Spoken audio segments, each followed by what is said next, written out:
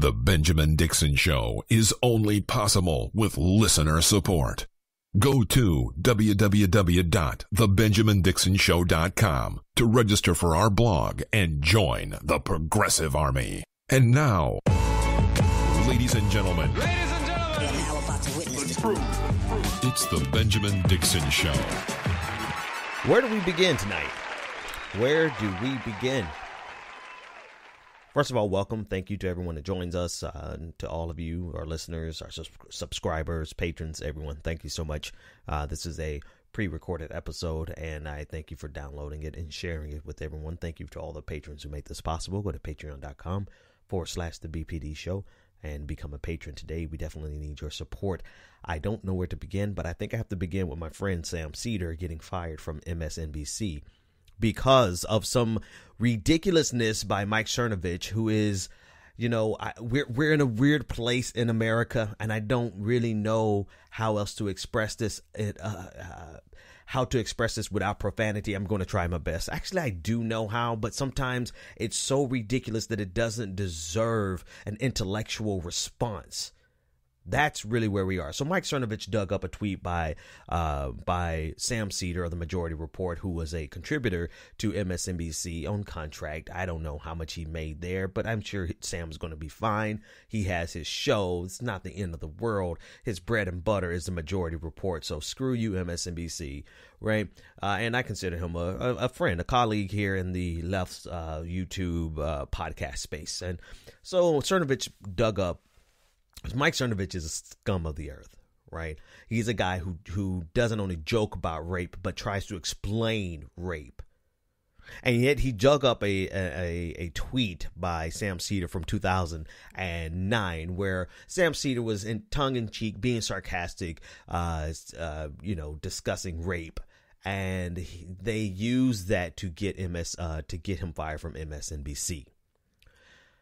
This is a weird place that we're in, not because of people getting fired. See, some people take this as a problem of people being fired based on the words that they say. And they're going to try to use this to suggest that we shouldn't do this in the future, that someone shouldn't be held accountable for their tweets. Well, when you read the tweet, and I guess I could dig it up, right? I can dig it up, but I don't even think it's worthwhile. But when you read the tweet, it's clearly satirical. It's clearly sarcasm, yet it doesn't matter to MSNBC. And this is why the liberal side, the Democratic side of the spectrum will always lose. You know why? Because they are cowards. They are cowards, and they run away from any potential controversy, yet they don't hold conservatives responsible for their bull. And actually, maybe we should just go ahead and admit that these outlets aren't progressive, liberal, or even damn near at all democratic. They're not even neoliberal. And this is where we are. So they fire Sam Seder over a ridiculous tweet. It's sarcasm, but you know what? It wasn't. This is where we are. And this is all I'm going to say about this. I'm going to move on because I think it's ridiculously ridiculous. Yeah, I think it's so absurd. MSNBC hiring right-wing contributors. MSNBC is garbage. MSNBC is one of the problems in the political landscape, right? One of the most successful shows on there is Morning Joe, and he's conservative. He helped promote Donald Trump until Donald Trump turned on him. Right, Donald Trump was all fun and games, ha ha he he, until Donald Trump turned on him, and then all of a sudden everyone, let's be serious because Donald Trump turned on Morning Joe. And then you got Rachel Maddow, who, whatever about Rachel Maddow. But the problem is this, is that people are going, again, like I stated, I want to reiterate, people are going to use this to say, see, this is why you shouldn't try to, this is why you should not try to hold people accountable to their tweets, right? Because it could backfire. But this is absurdity. This is absurdity. And basically, if I were to read, I'll read a little bit for you. He said essentially, don't care with Polanski, but I hope if my daughter is ever raped, it's by an older, truly talented man, et cetera, et cetera. You know, it's a couple of things. It was clearly sarcasm, and yet MSNBC decided to fire him. So this is a victory for Mike Cernovich, right? We live in a really dangerous time with really disgusting people, where really disgusting people are able to get ahead. This is the season, and congratulations to all of the maggots. Congratulations to all of you, because this is your season. And what they don't realize is that this pendulum is getting ready to swing back in the other direction, further left than they could ever have imagined. And so here's the difference, man. Here's the difference. Progressives, liberals, neoliberals, people who aren't Republican, people who aren't alt-right, people who aren't willing to see people dying in the streets to satisfy their ideological bent. We're not angry enough. It's time for us to get into the streets every single damn day and protest at the top of our lungs against this entire system. Not even forget about Cernovich and Seder. That's the opening salvo. The real issue here is that progressives, liberals, I am grouping us all together. You know why? Because there is an enemy in the United States of America that absolutely must be stopped. We can fight with neoliberals on another day. Matter of fact, I think the ideological spectrum in the United States should be from the left, the far left, to neoliberalism represented by the Democratic Party. That should be as far right as we go. That's essentially as far right as the United Kingdom goes. I get that. That's the vision. That's the plan. That's the dream. But you know what? We have Nazis running this country. We have full-blown propagandists and an entire portion of our electorate that wants the propaganda. They love the propaganda. They want to be lied to by Fox News. They want to be lied to by Breitbart. Anything that satiate their desire to, not the desire, but anything that would satiate their fear of ever being exposed to the reality that they are living a lie. Everything about conservatism is a fraud, from Ben Shapiro down to Mike Cernovich. All of them are different variations of scum. Every single one of them. From Donald Trump all the way down to the distinguished gentlemen that people think are refined or whatever. The Orrin Hatch. You know, they dress nice and dress all proper, and they present themselves as reasonable human beings. They don't carry themselves as the oafish clown that Donald Trump is, and yet and still all of them are different variations of scum.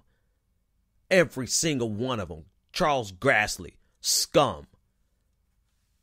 And this is not hyperbole. This is not me trying to just throw ad hominems, right? They are literally some of the worst people in the world that we have ever run into, and they are in political power, and it is our fault. It is our fault, every single one of us. We have to do everything we possibly can to get this breed of Republican out of power and ship the Overton window so far to the left that they are off of the spectrum and they are relegated to the dregs of society. And until then, we have to work with Democrats. We have to work with corporate Democrats. We have to work with neoliberals to get them out of power. Period. End of discussion. You know why? Here's why. Let's talk about Orrin Hatch. Let's start with, actually no, I'm going to start with Charles Grassley and his comment with regard to the estate tax. Essentially saying that the estate tax, we're going to get rid of the estate tax because it penalizes people who actually invest, as opposed, and I'm paraphrasing here, I'll get the exact quote in a minute, as opposed to people, you know, us working class folks, all we do is spend our money on women and booze and movies. This is literally something that he said. Now, he tried to walk it back, but no. The truth comes out, man. The truth comes out when you least expect it. And they have this twisted world view of the hardest working people in the world, the working class, you, me, the lower middle class, working 18 goddamn hours a day. And they look at us and say that the thing that's wrong with us is that we're spending our money on women and booze. Most of these baby boomers grew up in a time where they could work one job and go to school and buy a house and buy a car and a picket fence and have 2.5 kids and a damn dog in the yard. And they're looking at us saying now that you can't even go to school without taking a loan. You can't go to school even if you're working a full-time job without taking a loan. Tuition costs on the cheap end costs $15,000 a year. Never mind the antiquated language and the fact that it reveals that he has no clue what's going on in the world around him. This is a belief system to them. They believe that the hardest working people in the world, and despite the evidence, despite the fact that they know that they don't pay their nanny shit, but their nanny probably works more hours taking care of their little spoiled ass children than they work in any given. These are people. Chuck Grassley he's a senator. One of the easiest jobs in the world in terms of your schedule. Can do whatever he wants to do. Has no problem. But he looks at people who get up at 6 o'clock in the morning and don't go to bed till midnight because they're working, trying to make it in this system. And he has the unmitigated gall to look at us and with contempt and make a blanket statement saying that the reason we can't get ahead is because of money, booze, and women. He's revealing himself. Thou dost protest too much. But this is what they believe. And this is what is twisted and melted down and synthesized is the word I'm looking for. This is what is synthesized down for the idiots in the alt-right and the people in the conservative blogosphere and the people like Ben Shapiro. And I'm going to keep mentioning his name because I'm coming for him in a few hours. People like Mike Cernovich, their worldview is that everything is fine. And the only thing is that's wrong is that people are just complaining. There's like, facts don't care about your feelings. And this is what is in power. Going to Orrin Hatch. Orrin Hatch, when he was debating with Sherrod Brown, and Sherrod Brown brought up the fact that CHIP isn't being funded, and his response about CHIP. We're going to do CHIP. There's no question about it in my mind. And it's got to be done the right way. But the reason CHIP's having trouble is because we don't have any money anymore. And to just add more and more spending, and you can look at the rest of the bill for the more and more spending. So CHIP is cut because we don't have any more money, but yet they just threw $1.5 trillion on the deficit, and they gut the coffers in order to give tax breaks to the richest people in the world. The Children's Health Insurance Program, a program for children, has been gutted because they don't have, we actually thought that they would wait till they signed the legislation, until Donald Trump signed it into law, that the quote unquote deficit hawks would pivot and start talking about the lack of money. But these people are so egregiously hypocritical that they shifted in the middle of the fight. They haven't even put pen to, Donald Trump hasn't even signed the legislation, and yet they're already talking about the reason we're having a problem with a program that would help children in the United States. They do not want any responsibility to anyone in this country. They want America to only serve conservatism. This is why Roy Moore views the First Amendment as only being for Christians. And now he's talking about he wants to serve on the Senate Judiciary Committee. Yet he views the First Amendment as something that is only relevant or only applicable to Christians. But it gets even worse. Here's Orrin Hatch again as he discusses why he has a problem spending billions and billions and trillions of dollars to help poor people. I believe in helping those who cannot help themselves, but would if they could. I have a rough time wanting to spend billions and billions and trillions of dollars to help people who won't help themselves. Won't lift a finger and expect the federal government to do everything. Senator Yield again. Unfortunately, the liberal philosophy has created millions of people that way who believe everything they are or ever hope to be depend upon the federal government rather than the opportunities that this great country grants them.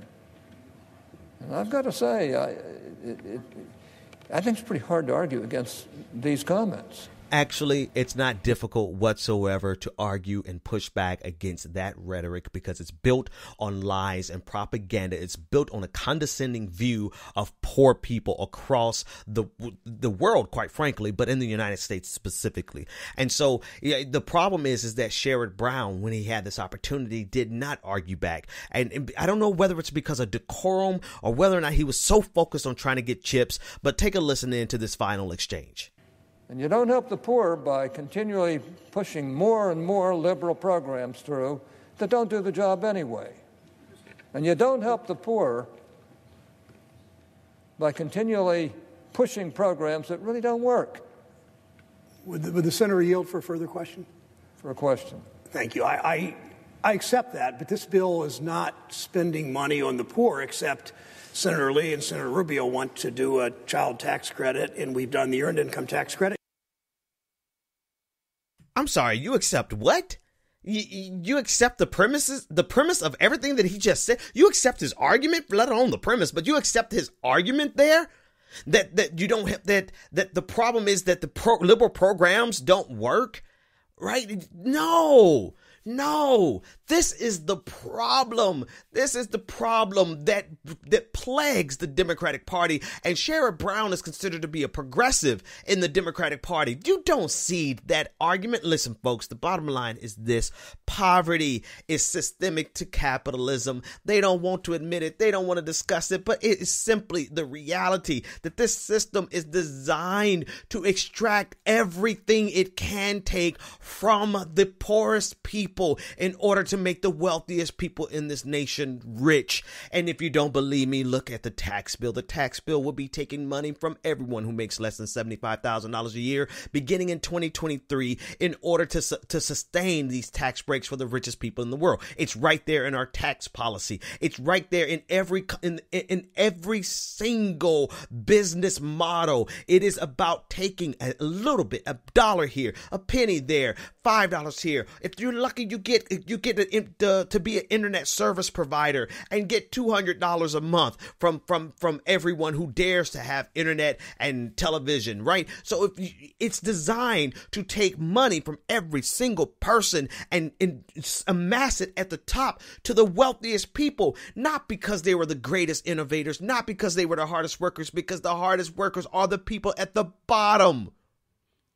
This system is designed to rob you blind. That's why the price of education is going to always go up. You're going to have to take out a mortgage and hell, it already is a mortgage if you consider some graduate school or some private schools. You're not going to be able to live in this society without taking loans. Your salary is not going to be able to sustain you. And then they blame you and say, oh, well, you should have went to a better school. Well, bitch, I couldn't afford the cheap school that I went to. How was I going to go to a better school? Oh, you should have majored in something better. If everyone was going to be a computer engineer, then nobody is going to make any money as a computer engineer because that is the problem of the commodification of our labor. They're not going to discuss these things. Everybody can't be a doctor. Everyone can't be a lawyer, but they're punishing people for becoming teachers. The House is considering a bill now that's going to take away loan forgiveness for people who go into public service like teachers. Every way, every opportunity that we try to get a foot forward in this society, they are robbing us of it. And they're looking at us as they rob us. They are taking money from us, robbing us, and looking at us and saying we're not working hard enough. Every single person under the sound of my voice should be angry enough to get out and do something about it. And by that, I'm not speaking. I'm not speaking ambiguously. I'm speaking very specifically that you need to get involved politically. There is no revolution. There's no armed revolution that's going to fix this. We need to get involved politically. You need to run for office. You need to make sure that you organize. You need to get 20, 30 people and take them to the polls and make sure that we put every single one of these bastards out of office. Everyone should be angry enough to do that. Look at how they view Grassley. We want to spend our money on liquor and women and who else? Rich people are some of the most coked out, drugged out, meth out, alcoholic out, sleeping with everyone's husbands, sleeping with everyone's wives, just everything that they think that poor people are. This is exactly what the wealthy people do in this society, but they look down on us and say the problem with poor people is morality. Here's the thing. Forget all that. Forget about arguing on the merits. It's nothing but smoke and mirrors. This is what they're going to say. They're going to always say this. And you know what? It's time to shut their mouths. It's time to shut them down. Period. End of discussion. They're never going to see it. And you can't reason with these people. You can't negotiate with terrorists. They're economic terrorists. They're ideological terrorists. And they're holding America hostage. They're holding poor people hostage. They're holding all of our futures hostage because this is a game to them. I don't care if they believe sincerely in their heart that what they're saying is right. They are sincerely wrong. Poor people don't work hard enough. The hardest job in the world is to be in America, in the world, yes, but America specifically is to be poor. This system, this economic system, is designed to rob everyone blind and amass that wealth at the top. Period. This is not hype. This is not hyperbole. None whatsoever. And the problem is that the conservative, the poor people, middle class, working class people who fancy themselves to be conservative, they are so enthralled with the idea that one of two things. They're either enthralled with the idea that they just work harder, they can get somewhere, or they're like Chuck Grassley and they're like Orrin Hatch, and they're just using it as a means of continuing their vilification of poverty. And they don't even realize that most of them are in poverty too.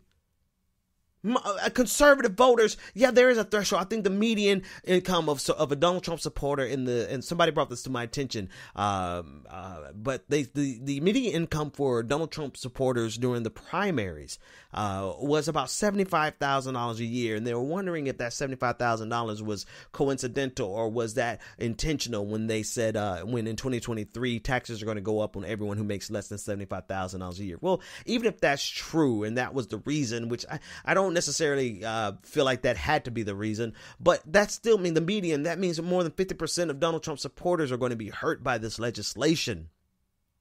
Not more than 50%, not more than, but 50% will be harmed by this legislation. And yet they feel like this is a victory for them.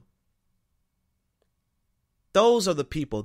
So you have two classes of people in the Republican Party. Those who are either just so desperate to win a political conversation with their relative, to stick it to the libtards, to make the poor liberal snowflakes cry.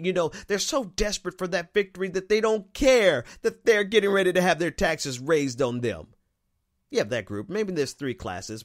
The second group would be they're just, too tied up in their work to even pay attention to what's happening to them. And they actually listen to Fox News and they really believe Fox News when Fox News tells them that this is going to be good for them. But yet, even if Donald Trump's support base right now is still 75, the median income is still $75,000, that means that 50% of Donald Trump supporters are going to be harmed by this. Never mind what Fox News lies to them about. The facts are the facts. 2023, your taxes are going up. And then, of course, you have the propagandists, you have the politicians, you have the Orrin Hatches of the world who have convinced themselves, they have repeated this to themselves so much so that they believe that it is possible for a person in 2017 to do the same thing that Orrin Hatch did in 1817 when he was able to put himself through law school while working as a janitor. Maybe he believes it, but he's dead ass wrong. And somebody needs to tell him. No, better yet, forget about telling him because he's a lost cause. He's been in the Senate for 40 years. It's time for him to go. I don't care if it's a corporate Democrat. It's time for him to go. back to Sherrod Brown. Sherrod Brown, I don't know what his motivations were, what his blind spot is, but you do not allow that type of rhetoric from Orrin Hatch to go out into the national discourse and you say, well, I'll give you that. No. All right, anyway, I have a lot more coming up that I'm going to be doing. Again, I'm just kind of floating it to you, and you as a patron, you're making it possible for me to do all these things. I'm not going to do a pity party here. This is not a pity party, but I want you to know. I want you to know how hard I work for you all and how hard I work in general. And I know I'd be lying if I didn't say I did not know some lazy people. Right? But the majority of the people that I know that I see out here, man, we are hard at work. Every single one of you that's listening to me, I know you work hard. And if you don't, get up off your ass and go do something. But I know everyone in my audience works hard because that's what the system squeezes out of you.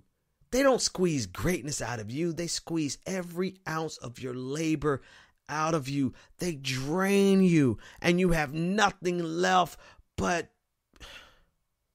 your good intentions and your dream, your American dream, the reason that you're working so hard. That's all you have left.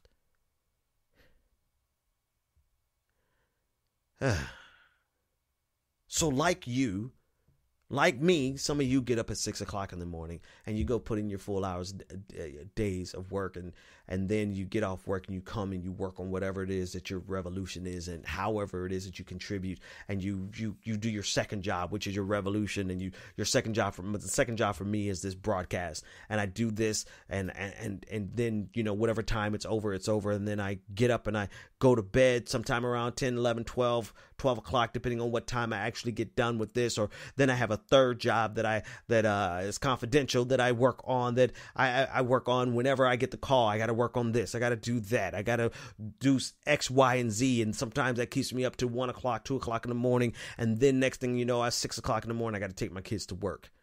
And I'm trying to figure out how long I can do this. Like, quite frankly, I'm not as young as I used to be. Realistically, I'm slowing down. I gotta slow down, and I'm throwing the gym in the morning times because it's the only time I can get it. Because we have to live. We have to survive. But the system is perfectly designed to drain every bit of resource out of us, every bit of our labor, every bit of our time, every bit of our greatness, and every bit of our life out of us. We should be so angry at this point. And the problem is that it's not that I'm not angry enough to just go and start my own revolution of one and get arrested or get worse, get put in jail or worse.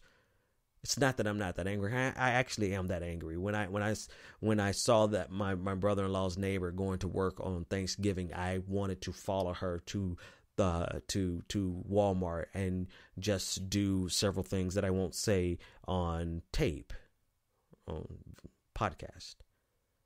It's not that I'm not angry enough to actually go out there and lead a revolution or be a part of a revolution. No. It's that we are smart enough to know what will work and what won't work. America's perfectly capable of absorbing any type of violent revolution. And so a violent revolution is not, even though they clearly seem to want to provoke us to that.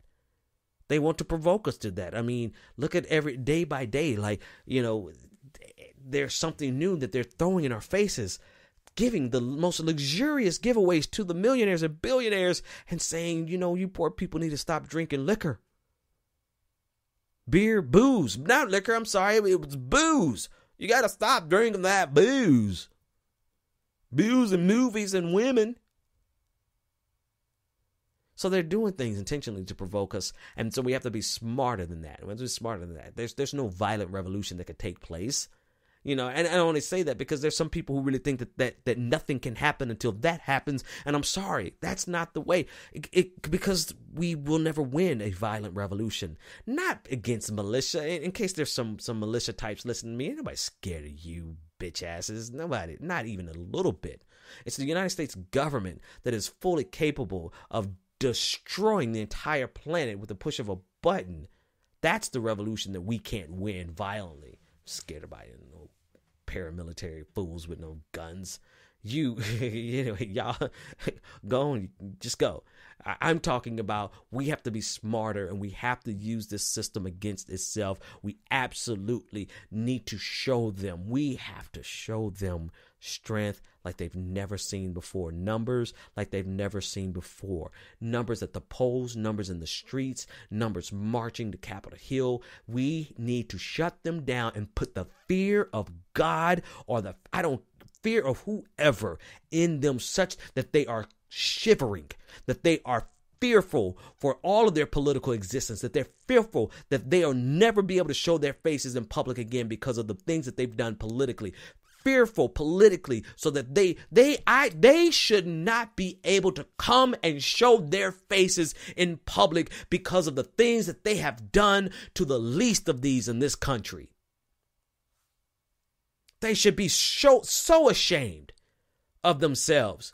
And not only ashamed, but intimidated by the sheer magnitude of the voices marching, showing them that they are wrong and that they should be ashamed. And so that's the part of the equation that I'm starting to work on now. I don't know what it looks like yet.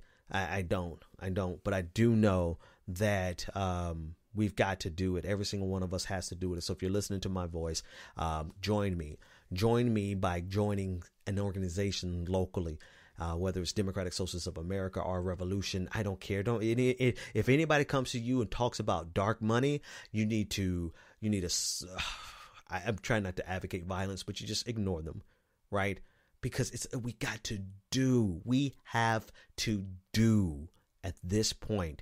It is too critical for us to sit around navel gazing over things, over things, while simultaneously the Republican Party has just devastated the working class and the middle class of America and said, you know what, it's ultimately our fault because, we don't want to lift a finger to do anything to help ourselves. And because when we get money, we spend it on women and booze.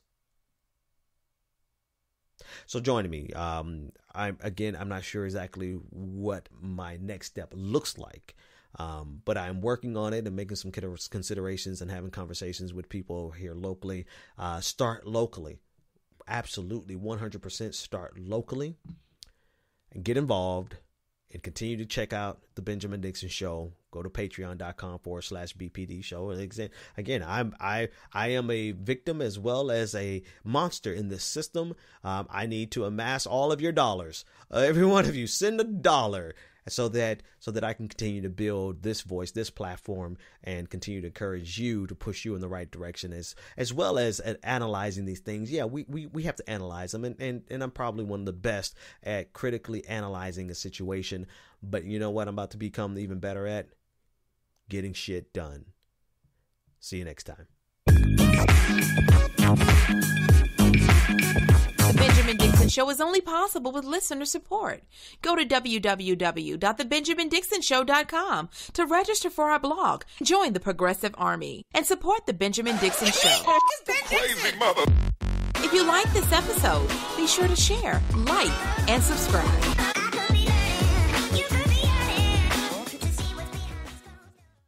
Consider becoming a Patreon. Go to www.patreon.com/The BPD Show and support The Benjamin Dixon Show.